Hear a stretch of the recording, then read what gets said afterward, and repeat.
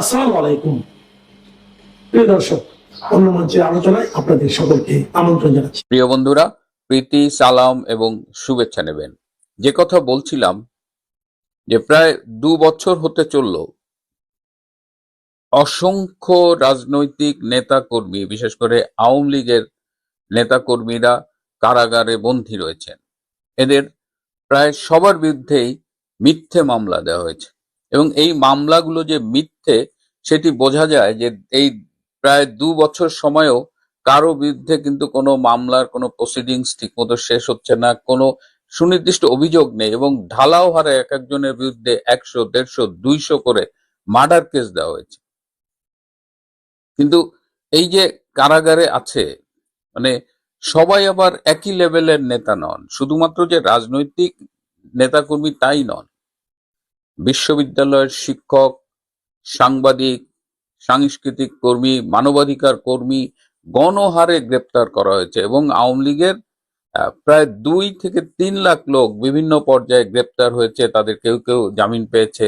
এখনো প্রায় 60-70 হাজার বিভিন্ন কারাগারে বন্দী বলে আমরা জানছি। তো যারা, যেটা বলছিলাম, যে যারা আদালতের বিভিন্ন ধাপ পেরিয়ে সব মামলায় জামিন পাচ্ছেন, তাদের শোন অ্যারেস্ট দেখানো হচ্ছে এবং জেল থেকে বেরিয়েছে এমন কয়েকজনের সাথে আমি কথা বলে দেখেছি। তারা বলেছে যে ভাই, যখন এই জামিন নিয়ে বেরোতে চাই, এই শোন অ্যারেস্ট আতঙ্কেই কিন্তু আমরা ভুগি। এবং এই যে ধরেন আইনি প্রক্রিয়া, জেলের ভেতরে যারা গেছেন তাদের তো প্রচুর টাকা পয়সা খরচ করতে হয়, মানে প্রত্যেকটা পদে পদে। এই যে আদালতে যাচ্ছে, একটা মিনারেল ওয়াটার দিবে, সেইটার জন্য 500 টাকা নেওয়া হয়। তো এরকম। তারপরে বলছে যে আমাদের একদম বন্দি হওয়া থেকে এই আইনি প্রক্রিয়া সবকিছু মিলে যত খরচ হয়, ওই জামিন পেয়ে কারাগারের গেট পেরোতেও তার চেয়ে বেশি টাকা খরচ হয়। তার মানে যখন আপনি জামিন পেয়ে বেরোবেন, তখন অসংখ্য লোককে আপনার ঘুষ দিতে হবে। সেটা যদি না দেন, তাহলে আপনি শোন অ্যারেস্ট। এখন এটা কি শুধুমাত্র ওই কারাগারের ইন্টারনাল বা লোকাল ডিসিশন, নাকি এইটা সরকারের সিদ্ধান্ত, নাকি এটা যুগপৎ সরকার এবং লোকাল অ্যাডমিনিস্ট্রেশনের কম্বাইন্ড ডিসিশন? কেন আজকে হঠাৎ শোন অ্যারেস্টের কথাটা বলছি? কারণ গতকাল 16ই জুন মঙ্গলবার মাননীয় প্রধানমন্ত্রী তারেক রহমান, তিনি বাংলাদেশ চীন মৈত্রী সম্মেলন কেন্দ্রে বিএনপির বিটের সাংবাদিকদের সাথে মত বিনিময় করেছেন, একটা মিটিং করেছেন এবং সেই মিটিংয়ে তিনি একটা ভাইটাল কথা বলেছেন। আপনারা জানেন যে 2007 সালে 1/11-এ তিনি গ্রেপ্তার হয়েছিলেন এবং তখন তার উপরে শারীরিক নির্যাতন করা হয়েছিল। সেনাবাহিনীর কিছু সদস্য তাকে এমন ভাবে নির্যাতন করেছিল যে তার পেছনের মেরুদণ্ডের হাড় ভেঙে গিয়েছিল। তিনি নিজেই সেটা বলেছেন। এবং তারপরে যেটা হলো যে তার সেই চিকিৎসাটা ঠিকমতো হয় নাই এবং তিনি গতকাল যেটা বললেন সেটা হলো যে এখন আমি চাইলেই তো প্রতিশোধ নিতে পারি, কারা এটা করেছে, কারা আমাকে নির্যাতন করেছে, কিন্তু প্রতিশোধ নিলে তো আমার হাড় জোড়া লাগবে না বা ব্যথা কমবে না। এবং এ কারণে তিনি বলছেন যে প্রতিহিংসার রাজনীতি থেকে বেরিয়ে আসতে হবে এবং তিনি তার নেতাকর্মীদেরও এই মেসেজটা দিতে চান সাংবাদিকদের মাধ্যমে। Fair enough. তো এখন কথা হলো যে বাংলাদেশে বর্তমানে কারাগারে কি চলছে। বাংলাদেশে শোন অ্যারেস্ট আতঙ্কের বাইরেও যারা কারাবন্দী রয়েছে, তাদের চিকিৎসার নামে কি চলছে। আমি খোঁজ নিয়ে জেনেছি, এখন যেটা হয় যে অনেক জেলে যারা আছেন তাদের আত্মীয় স্বজন আমার সাথে যোগাযোগ করেন, যাদের বিভিন্ন ক্রনিক ডিজিজ আছে, বিশেষ করে যাদের ডায়াবেটিস আছে এবং অনেক বয়স্ক বন্দী রয়েছেন, তাদের ডায়াবেটিস স্বভাবতই একটু কমপ্লিকেটেড, তারা কেউ ঠিকমতো ডায়াবেটিসের চিকিৎসা পাচ্ছেন না। সাংবাদিক মোজাম্মেল বাবু, তিনি প্রোস্টেট ক্যান্সারের জন্য অপারেশন করে এসেছিলেন। প্রোস্টেট ক্যান্সারের পর একটি দীর্ঘ চিকিৎসা প্রক্রিয়া থাকে, কেমোথেরাপি থাকে, আরো অনেক ধাপ থাকে। সেই চিকিৎসা তিনি ঠিকমতো পাননি। সাংবাদিক শ্যামল দত্ত, তিনি স্লিপ অ্যাপনিয়া সহ নানান জটিল রোগে ভুগছেন, ঠিকমতো চিকিৎসা পাচ্ছেন না। মানবাধিকার কর্মী শাহরিয়ার কবির, তিনি প্রবীণ সিনিয়র রেসিডেন্ট অনেকগুলো অসুখে ভুগছে, তাকে মানে কোনো লিগ্যাল প্রসিডিংস ছাড়া তাকে মিথ্যা মামলায় আটকিয়ে রাখা হয়েছে। আমির হোসেন আমু আওয়ামী লীগের সিনিয়র লিডার এবং অত্যন্ত সম্মানিত একজন রাজনৈতিক নেতা, তাকে এই বয়সে মিথ্যা মামলায় কারাগারে ঢুকতে হচ্ছে এবং তার চিকিৎসাও ঠিকমতো হচ্ছে না। আমাদের ডাক্তার মোস্তফা জালাল মহিউদ্দিন, আমি খবর পেলাম যে তিনি যখন কারাগারে ছিলেন তখন তার স্ত্রী মারা গেছে এবং তারপর থেকে তিনি শারীরিকভাবে তো তার অনেকগুলো জটিলতা আছে, তিনি মানসিকভাবেও অনেক জটিলতায় ভুগছেন, মানসিকভাবে ভেঙে পড়েছেন এবং তার আচরণগুলো মানে ইট নিডস ট্রিটমেন্ট। সোজা কথায় ঢাকা বিশ্ববিদ্যালয়ের প্রফেসর আবুল বারাকাত সব মামলায় জামিন পেলেন, শোন অ্যারেস্ট। প্রাক্তন বিচারপতি খায়রুল সাহেব সব মামলায় জামিন পেলেন, শোন অ্যারেস্ট। ঢাকা বিশ্ববিদ্যালয়ের শিক্ষক প্রফেসর শিবলি রুবায়াত দুদকের মামলায় আটক আছেন, কোনো কোনো ডেভেলপমেন্ট নাই। আমি বুঝতে পারি না যে বিশ্ববিদ্যালয়ের শিক্ষকরা যে আটক আছেন, বর্তমান ঢাকা বিশ্ববিদ্যালয়ের অন্য শিক্ষকরা কি করছেন? তারা কি রাজনৈতিক প্রতিহিংসা প্রতিশোধ নিচ্ছেন? ডক্টর কলিমুল্লাহ তিনি জামিন পেলেন, এখন তিনি বেরিয়েছেন কিনা এখন পর্যন্ত আমি খবর পাইনি। তো এই যে শোন অ্যারেস্ট, এই যে আইনকে আটকে রাখা, চিকিৎসা বঞ্চিত করা, এটা কি রাজনৈতিক প্রতিহিংসা নয়? মাননীয় প্রধানমন্ত্রী, আপনি যে বলেন প্রতিহিংসা নেওয়া যাবে না, সারা দেশে তৃণমূল থেকে একদম সর্বোচ্চ পর্যায় পর্যন্ত বিএনপির নেতা কর্মীরা যেভাবে প্রতিহিংসা প্রতিশোধের আগুনে জ্বলছে এবং আওয়ামী লীগের নেতা কর্মীদের জীবন ধ্বংস করে দিচ্ছে, কারাগারে চরম নির্যাতন চালাচ্ছে, সেটার ব্যাপারে কি বলবেন? এটাই কি বিএনপি রাজনীতি? মুখে সুন্দর সুন্দর কথা বলবে কিন্তু কাজে তার সম্পূর্ণ বিপরীত। ডাক্তার দীপুমণি 24 সালের জুলাই মাসে তার ব্যাংককে যাওয়ার কথা ছিল, সব plane ticket booking, hotel reservation, হাসপাতালের অ্যাপয়েন্টমেন্ট সব নেওয়ার কথা ছিল। তার একটা ক্যান্সার সাসপেক্ট করছিল, খবর নিয়ে দেখলাম যে সেই ট্রিটমেন্টের কোনো ফলো আপ নেই। তাহলে এগুলো প্রতিহিংসা নয় তো কি? শোন অ্যারেস্টের নামে কি চলতেছে? এই জায়গা থেকে সরকারের বেরিয়ে আসা উচিত, কারণ ইতিহাস বড় নির্মম।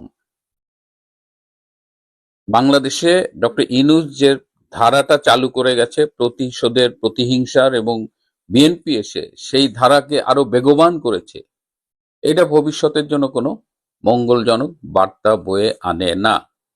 গতকাল 16ই জুন সংবাদপত্রের জন্য কালো দিবস বলা হয়, কারণ 1975 সালের 16ই জুন বাকশাল সিস্টেমের অধীনে সব পত্রিকাকে বাতিল করে 4টা পত্রিকা জাতীয়ভাবে সরকারিভাবে চালু করা হয়েছিল। এটা আসলে সমাজতন্ত্রের একটা পার্ট।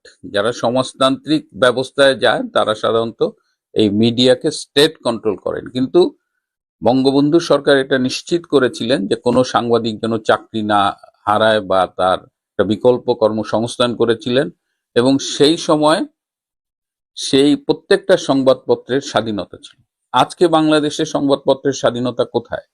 ডক্টর ইউনূস এসে সব গণমাধ্যমের দখল নিয়েছিল, মালিকদের হটিয়ে দিয়ে প্রত্যেকটা গণমাধ্যম আপনি খোঁজ নেন, 90% সব গণমাধ্যম দখল করা হয়েছে। আজকে বাংলাদেশের সত্য কথা বলা যায় না। বাংলাদেশের সত্য কথা বলা যায় না বলেই আজকে আমাদের মতো মানুষ এই ইউটিউবে কথা বলছে, এবং আমরা চেষ্টা করি, আমি পার্সোনালি চেষ্টা করি সর্বোচ্চ সত্য তথ্যটা দেওয়ার জন্য, তারপরেও আমার ভুল হয়। আমি 5 to 10% টাইম আমি যে তথ্যটা দিই পরে দেখা যায় যে ওই তথ্যটা ঠিক হচ্ছে না। তাহলে আপনি 16ই জুন সংবাদপত্রের জন্য কালো দিবস বলেন, কিন্তু এখন আমরা কোন রং ব্যবহার করব গণমাধ্যমের স্বাধীনতা বোঝাতে? ডার্ক ব্ল্যাক, এর চেয়ে কালো তো হতে পারে না। প্রিয় বন্ধুরা, আজ এ পর্যন্তই। দীর্ঘ 16 মাস যে বৈঠকটার জন্য বিশ্ব অপেক্ষা করছে, তার নির্ধারিত সময় ছিল 45 মিনিট। মানে আমি বলতে চাইছি ডোনাল্ড ট্রাম্প এবং নরেন্দ্র মোদীর যে সাইড লাইন বৈঠক G7 আজকে রাতের দিকে হওয়ার কথা। ঠিক এই মুহূর্তে এখন যেটা খবর পাওয়া যাচ্ছে, বৈঠকের নির্ধারিত সময় ছিল 45 মিনিট। মোদী সেটাকে কেটে 25 মিনিট বাদ দিয়ে দিয়েছেন। তিনি 20 মিনিট বরাদ্দ করেছেন। কারণ হিসেবে দেখানো হয়েছে তার তড়িঘড়ি দেশে ফেরা উচিত, মানে দরকার, কারণ দেশের মধ্যে নানান সমস্যা রয়েছে, সেই জন্যই তাকে দেশে ফিরতে হবে। অতএব তার প্লেন ধরার তাড়ার জন্য তিনি 45 মিনিট সময় দিতে পারবেন না, মাত্র 20 মিনিটেই বৈঠক শেষ করতে হবে। এইটা মার্কিন যুক্তরাষ্ট্রের যারা প্রতিনিধি আছে বিদেশ মন্ত্রকে তাদেরকে জানিয়ে দেওয়া হয়েছে। এগুলো হচ্ছে ট্রাম্পকে চাপ দেওয়া। 25 মিনিট এ তো আর আমাদের এমনি নর্মাল ফ্লাইট নয় যে টাইমেই ছাড়বে, আর তো হাই স্পিড প্লেন, আমাদের সাধারণ প্লেনের মতো নয় 800 কিলোমিটার/আওয়ার যাবে। এতে 1100-1200 কিলোমিটার/আওয়ারে দৌড়ায়। তো যাই হোক, এখন এটা জানার পর মার্কিনীদের পক্ষ থেকে একটা শোরগোল পড়ে যায় যে ভারতের প্রধানমন্ত্রী ইউএস প্রেসিডেন্টের বৈঠকের সময়কে কাটছাঁট করছে। রীতিমতো শোরগোল পড়ে গেছে G7-এও। অনেকেই মুচকি মুচকি হাসছেন, অনেকেই অবাক হচ্ছেন, কেউ আর গোঁপে তা দিচ্ছেন, দেখ কেমন লাগে। কারণ কাউকে তো উনি অপমান করতে ছাড়েননি। আজ যে প্রত্যেককে যে অপমান করেছেন, জেলেনস্কি থেকে শুরু করে উনি পুতিন আলাস্কার বৈঠকে ডেকে মাথার ওপরে F-35 চক্কর লাগিয়েছেন নিজের শক্তি দেখানোর জন্য। পুতিনকে করেছেন, জেলেনস্কিকে করেছেন, আর আমাদের ইতালির প্রাইম মিনিস্টার জর্জিয়া মেলোনি, তাকে বলেছেন গায়ে গায়ে পড়া মেয়ে ছেলে। এই কোনো ভদ্র সভ্য দেশের একটা রাষ্ট্রপ্রধান আর একটা রাষ্ট্রপ্রধানের ক্ষেত্রে ব্যবহার করা যায় কিনা এই শব্দ আপনারাই ভেবে দেখুন। ফ্রান্সের প্রেসিডেন্ট ম্যাক্রন সম্পর্কে উনি বলেছেন ওনার স্ত্রী তো ওনাকে রাতে পেটায়, উনি বলেছেন।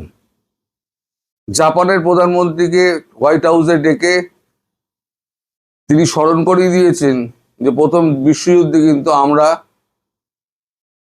পরমাণু বোম ফেলেছিলাম। সুতরাং আমেরিকা পারে না এমন কিছু নেই, বেশি বেগরবাই করবেন না। এই যে সবার প্রতি রাগ। তারপর কানাডার ট্রুডোকে যখন থাকাঘাট বলেছিল কানাডা আমি দখল করে নেব, নানান ধরনের রাগ। এই পঞ্জীভূত রাগের একটা বহিঃপ্রকাশ, যেটা কানা ঘুষো আমাদের মোদিজির কাছে এসছিল, মোদিজি একটা স্ট্রোকে তার সকলের জবাব দিয়ে দিয়েছেন যে তুমি আমেরিকা হতে পারো, নাম্বার 1 হতে পারো, আমার কাছে তোমার 2 সিক্কার দাম নেই, 2 সিক্কার দাম নেই তোমার। তোমার আমাদের নির্ধারিত বৈঠক 45 মিনিটে কেটে আমি 20 মিনিট করে দিলাম। তোমার দাদাগিরি এবার আমি ছোটাবো। আসলে পাওয়ার শিফটিং হচ্ছে, এটা মানতে পারছেন না ডোনাল্ড ট্রাম্প, তার এখানে বিধছে। অথচ ভারতকে ছাড়া উপায় নেই, কারণ মিড টার্ম ইলেকশন জিততে গেলে তাকে ভারতের সমর্থন পেতেই হবে। আর ভারত ভাবছে মিড টার্ম ইলেকশনটা কোনো রকমে কাটিয়ে দিই, তারপর এটা দেখা যাবে। কারণ এই অবস্থার প্রেক্ষিতে এখন হইচই পড়ে গেছে পুরো G7-এ। ওই জন্য বললাম, কোনো রাষ্ট্রনায়ক মিচকি হাসছেন, কেউ গোপে তা দিচ্ছেন, কেউ আবার গালে হাত দিয়ে ভাবছেন, নানান রকম প্রতিক্রিয়া হচ্ছে।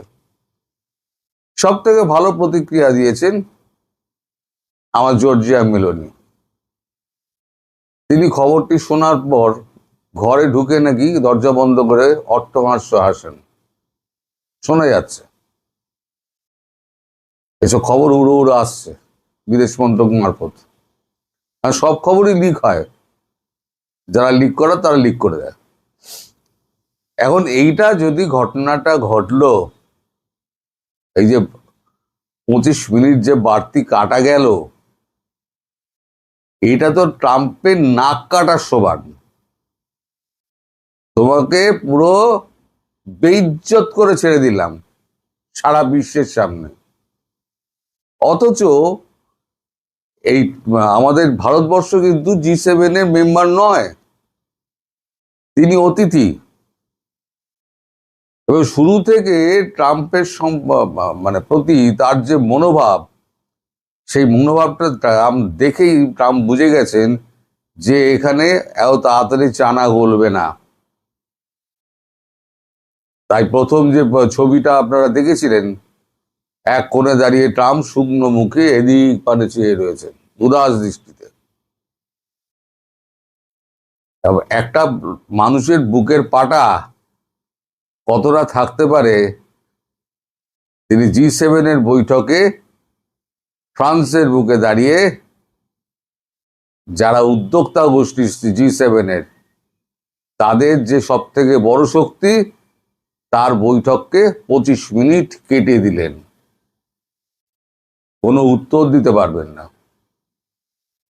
ট্রাম্প বাহাদুর কোনো উত্তর দিতে পারবেন না, কারণ তিনি সারা পৃথিবীর লোককে অপমানিত করেছেন, তাদেরকে পায়ের তলায় দাবিয়ে রাখার চেষ্টা করেছেন, মাদুরোকে তুলে এনেছেন, একে বাইডেন প্রশাসন এতে ঝামেলাটা লাগিয়ে দিল ইউক্রেন রাশিয়ায়,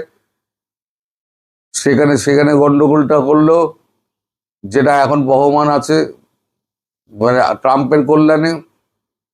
কিন্তু ট্রাম্প বেরোতে চাইলেও ইসরায়েল বেরোতে দেবে না, কারণ ইসরায়েলের শক্তি হচ্ছে এইটাই যে আমেরিকাতে তাদের যত স্থপতি রয়েছে এবং বিগ শটগুলো, বিগ কোম্পানিগুলো যেগুলো রয়েছে, যত বিগ কোম্পানি আপনি বলুন, সব কিন্তু হচ্ছে ইসরায়েলের। যদি এক এক করে ইসরায়েল সরাতে শুরু করে আগামী 2 বছরের মধ্যে, তাহলে পরে কিন্তু ট্রাম্প বাহাদুরের অবস্থা, আমেরিকার অবস্থা খারাপ। ট্রাম্প বাহাদুর তো সাময়িক আছেন, যে 4 বছর বাদে আবার অন্য কেউ আসবে, তার অবস্থা মানে আমেরিকার অবস্থা খারাপ। এদিকে একটা ছোট ঘটনা ঘটেছিল, যেটা আমি উল্লেখ করতে ভুলে গেছিলাম।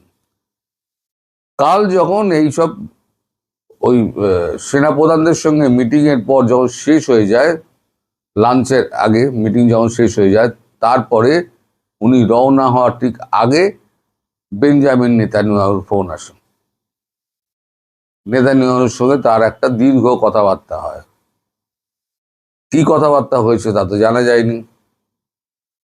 সম্ভবত নেতানিয়াহু এই ট্রাম্প মানে বৈঠক থেকে ট্রাম্প মোদির বৈঠকের পর ট্রেনে চড়ে ভারতবর্ষে আসার পর হয় তিনি আবার ইসরায়েল যাবেন, অথবা নেতানিয়াহু দেখবেন খুব শিগগিরই ভারতবর্ষে আসবে। মানে আমেরিকাকে প্যাচে ফেলা কি করে যায় আরো, তার জন্য নেতানিয়াহু তার বিশ্বস্ত বন্ধু ভারতের প্রধানমন্ত্রীর দ্বারস্থ হবেন।